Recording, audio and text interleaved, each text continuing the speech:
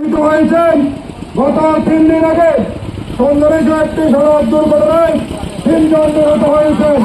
সর্বশেষ কথা হচ্ছে গত রমজানের রাতের আগের দিন সোনাতে একটি স্থানে পরপর 2টি দুর্ঘটনায় 17 জন নিহত হয়েছেন এবং সর্বশেষ জরিপ অনুমানে এই 2025 সালের প্রায় 200 কত জনের চট্টগ্রাম দক্ষিণ জেলার যে মহাসড়ক এখানে নিহত হয়েছেন।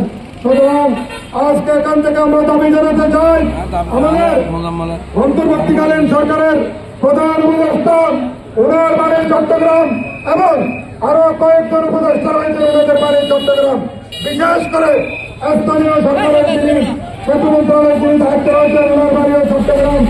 আমরা আশা করব এই চট্টগ্রাম কক্সবাজার মহাসড়ককে অতি দ্রুত 6 লেনে উন্নতি করে যেন এই রাস্তায় মানুষের স্বাভাবিক চলাচল করার উপযোগী করা হয়।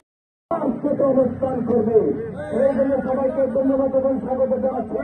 আজকে যারা এখানে উপস্থিত হয়েছেন, বিশেষ করে আমার সাংবাদিকেরা, আপনারা লেখালেখি করেন, আপনাদের লেখনের মাধ্যমে যারা সরকারের সনদ নেবে, সেই জন্য সবাইকে ধন্যবাদ এবং স্বাগত জানিয়ে আজকের মানববন্ধনের এখানে সমাপ্ত ঘোষণা করতে শুধু আমাদের সঙ্গে আমরা সবাই এখন আমরা বাংলাদেশের রাষ্ট্রীয়